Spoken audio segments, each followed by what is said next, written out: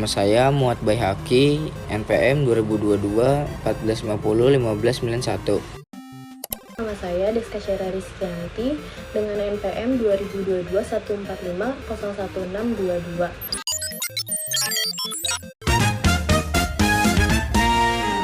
Menurut Iswi Haryani, tahun 2010 nomor 101 asuransi dapat berupa 3 macam bentuk. Yang pertama adalah polis asuransi, yaitu kontrak perjanjian asuransi antara pihak penanggung, yaitu perusahaan asuransi, dan pihak tertanggung, yaitu pemilik barang. Polis asuransi ada yang bersifat tertutup, yaitu diterbitkan hanya untuk mengcover atau menutup satu kali pengiriman barang.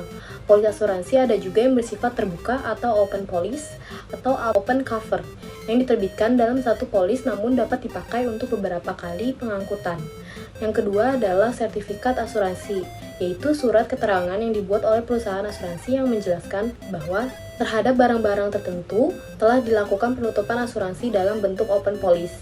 Yang ketiga adalah surat penutupan atau cover note, yaitu surat pemberitahuan yang dibuat oleh perusahaan asuransi atau agen usaha asuransi yang menyatakan bahwa sebuah kontrak asuransi telah ditutup sementara menunggu keluarnya sertifikat asuransi atau polis asuransi. Yang pertama adalah prinsip itikat baik, yang artinya pihak tertanggung atau pemilik barang harus memberikan informasi yang jujur terkait objek yang dipertanggungkan, sedangkan pihak penanggung, yaitu perusahaan asuransi, harus memiliki komitmen untuk membayar ganti rugi sesuai kesepakatan.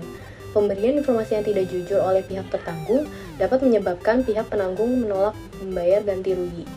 Yang kedua adalah prinsip kepentingan pihak tertanggung, yang artinya pihak tertanggung setuju menandatangani polis asuransi karena memiliki kepentingan untuk menyelamatkan barangnya. Pihak tertanggung akan merasa rugi jika barangnya mendapat musibah. Hal ini berbeda dengan pihak tertanggung yang tidak jujur, yang justru merasa untung jika barangnya mengalami musibah. Yang ketiga adalah prinsip ganti rugi. Jika terjadi musibah, maka perusahaan harus memberikan ganti rugi kepada pihak tertanggung sesuai kesepakatan yang ditandatangani dalam polis asuransi.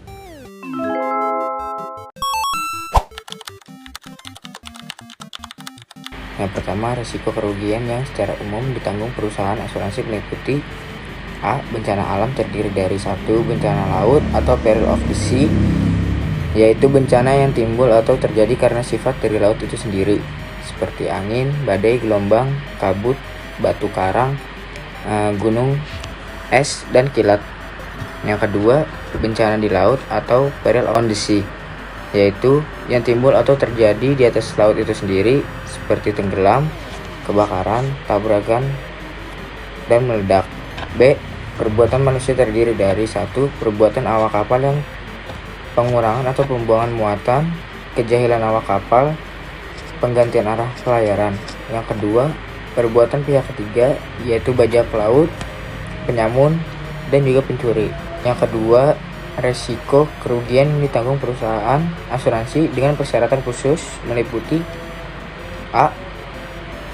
Kerugian akibat peperangan atau war risk yang terdiri dari kapal perang, perampasan, penahanan, penawanan, penangkapan, dan penandakan, juga penculikan. B.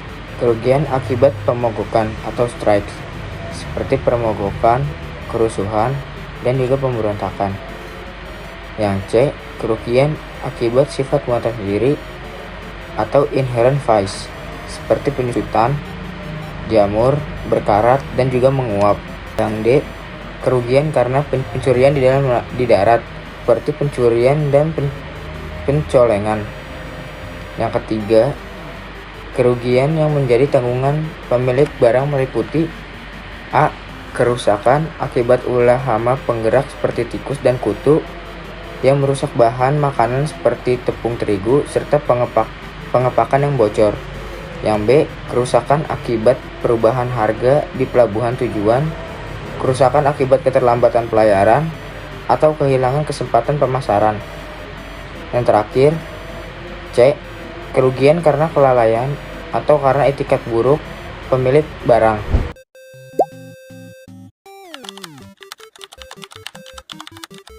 Pertama adalah total loss, adalah suatu kerugian dan juga kerusakan dikatakan total loss apabila barang tersebut hancur total, tidak terbentuk sama sekali, musnah seluruhnya, atau kegunaannya hilang sama sekali. Terdiri dari yang pertama, total loss, artinya kapal atau muatan secara fisik telah lenyap semuanya atau muatannya sudah kehilangan seluruhnya.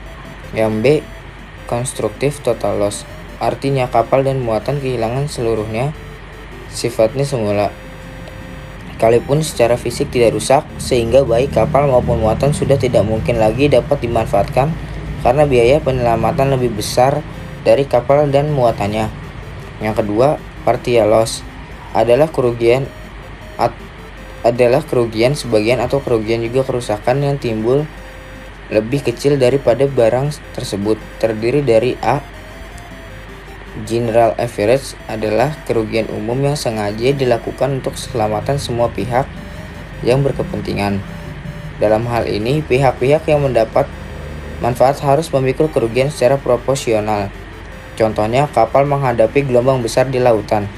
Yang B, particular average adalah kegiatan khusus yang diderita kapal maupun muatan karena kecelakaan yang dijamin dalam polis atau accidental cause, yaitu kerugian yang diderita oleh orang-orang tertentu saja secara khusus, tidak melibatkan seluruh pihak yang ada atau terlibat dalam pengangkutan tersebut.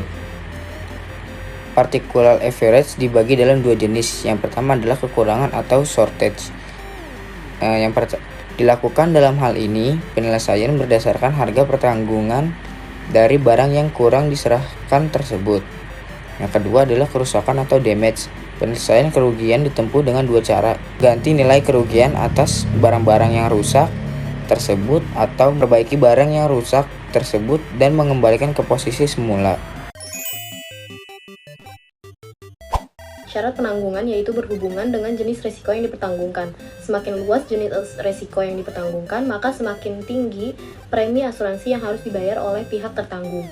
Jenis pertanggungan asuransi dalam pengangkutan laut meliputi yang pertama adalah Free of Particular Average, yaitu FPA. Perusahaan asuransi bebas dari tuntutan pembayaran atas kerugian tertentu dan hanya menanggung kerugian karena total loss dan kerugian umum, serta tidak wajib membayar ganti rugi terhadap kerugian khusus. Syarat FPA lazim digunakan dalam asuransi kapal dan jarang terjadi dalam asuransi barang. Yang kedua adalah with average. Perusahaan asuransi wajib membayar ganti rugi terhadap sebagian kerusakan dan kerugian yang terjadi selama pelayaran. Kerugian tersebut dapat meliputi total loss, general average, atau particular average yang tidak sengaja. Yang ketiga adalah all risk, yaitu perusahaan asuransi wajib memberikan ganti rugi atas kerusakan atau kerugian sekecil apapun. Premi asuransi yang dibayarkan dalam all risk adalah yang paling mahal dibandingkan jenis pertanggungan lainnya. Barang-barang yang dijamin dengan model ini umumnya adalah barang-barang berharga seperti emas dan perak, barang mewah, atau barang bernilai seni. Yang keempat adalah total loss only. Perusahaan asuransi hanya menanggung kerugian jika barang tersebut rusak total atau hilang total. Kerusakan total dapat diakibatkan karena barang atau kapal secara fisik hilang atau seluruh nilainya hilang karena rusak. Kerusakan total juga dapat diakibatkan karena biaya untuk menyelamatkan barang atau kapal lebih besar dari nilai barang atau kapal tersebut. Jenis pertanggungan ini lazim dipakai untuk barang yang tidak dibungkus seperti kayu, batu bara, dan lain-lain. Lalu yang kelima atau yang terakhir adalah franchise clause. Pihak tertanggung atau pemilik barang tidak akan mendapat ganti rugi untuk kerugian-kerugian kecil sampai jumlah tertentu yang dapat dikurangi. Disebut franchise karena untuk mendapatkan ganti rugi harus dicapai angka kerugian minimum. Itu satu, barang-barang yang diangkut sebagai objek pertanggungan. Faktor-faktor yang dapat mempengaruhi terhadap barang yang diangkut adalah A. Jenis barang, type of cargo. Jenis barang dibagi dalam 4 golongan, yaitu yang pertama general cargo atau barang-barang umum, yaitu jenis-jenis barang yang bersifat umum, contohnya kain, furnitur, mesin-mesin, dan lain-lain. Yang kedua ada bulk cargo, barang-barang curah, yaitu jenis barang yang umumnya dimuatkan dalam bentuk curah, contoh batu bara, pasir, semen, pupuk, dan lain-lain. Yang ketiga special cargo, barang-barang khusus, yaitu jenis barang-barang yang khusus sehingga sistem pemuatan atau pengepakan dilakukan secara khusus pula. Contohnya adalah barang-barang pecah belah, keramik, elektronik, dan lain-lain. Yang keempat, dangerous cargo atau barang-barang berbahaya, yaitu jenis barang-barang yang sangat berbahaya. Dalam hal ini, barang-barang harusnya sangat diperhatikan. Pada umumnya, packing tersebut diberikan label-label khusus agar mudah diketahui orang. Contohnya adalah bahan-bahan kimia, bensin, thinner, dan lain-lain.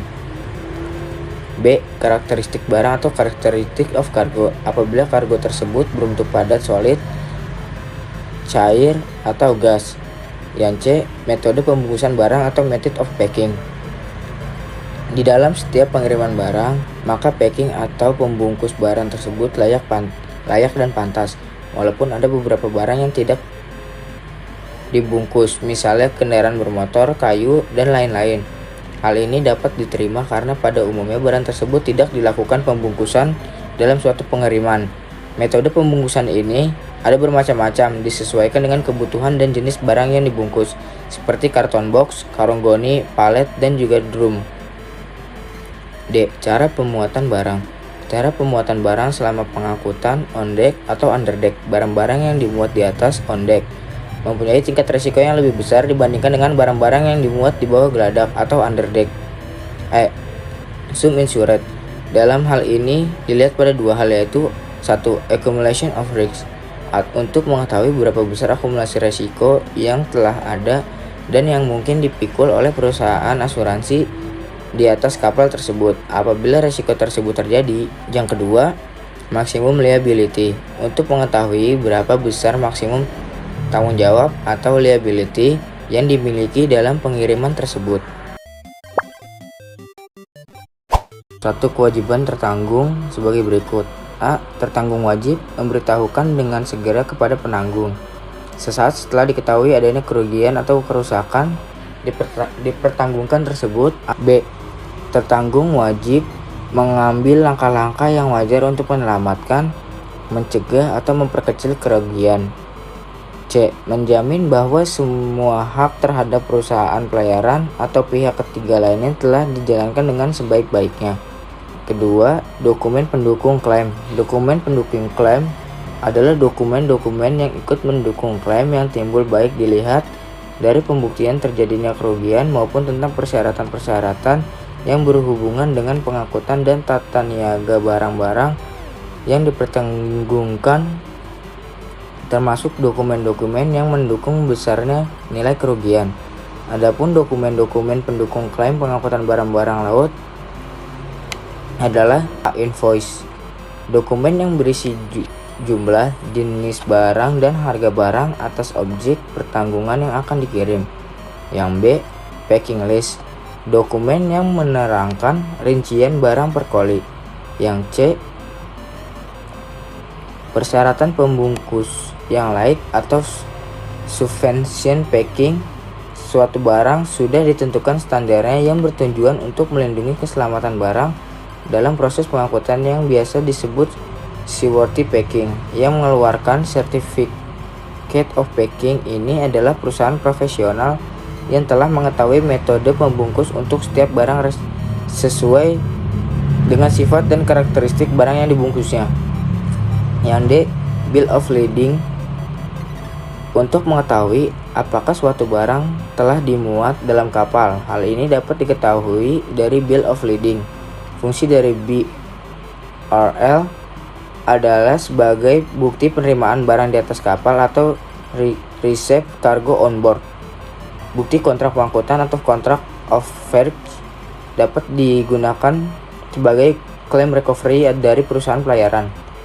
Yang E.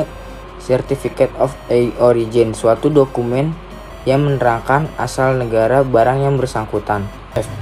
Bukti kekurangan. Bukti kekurangan ini dalam pengangkutan laut biasanya dengan istilah notice of shortage atau certificate on non-delivery atau SFPWH. Contohnya, dalam BL dikatakan bahwa barang yang dikirim 100 koli sewaktu diserahkan dari pelabuhan tujuan ternyata hanya 85 koli. Untuk barang yang kurang sebanyak 15 koli. Untuk itu dibuatkan bukti pengurangan oleh perusahaan pengangkutan. Yang G. Bukti perusakan ini adalah suatu pernyataan dari perusahaan pengangkutan laut yang menerangkan bahwa barang yang diserahkan mengalami kerusakan. Bukti kerusakan ini biasanya disebut cargo damage reports atau damage cargo list atau claims concerning damage. Yang H. Laporan survei oleh Marine Independent Surveyor adalah surat pembuktian atas kekurangan atau kerusakan atas barang-barang yang dipertanggungkan. Surat ini bisa saja dikeluarkan oleh Marine Independent Surveyor seperti Lloyd's Agent, Marine Cargo Inspection, atau International Marine Recoveries. Yang I. Laporan kebenaran pemeriksaan. Sesuai dengan ketentuan Inpres nomor 4 tahun 1985 tentang penugasan SGS yang melakukan survei atas barang-barang impor Indonesia, maka SGS mengeluarkan laporan kebenaran pemeriksaan terhadap barang-barang impor yang meliputi kuantiti, harga, dan juga biaya pengangkutan dari barang tersebut. Yang J. General Average Declaration adalah deklarasi General Average yang dilakukan oleh nakoda atau shipping company kepada average register dalam hal terjadinya General Average. Yang terakhir adalah K. Pemberitahuan tabrakan kapal adalah surat pemberitahuan adanya tabrakan kapal dari perusahaan perlayaran yang mengangkut barang dalam hal terjadinya kasus tabrakan kapal.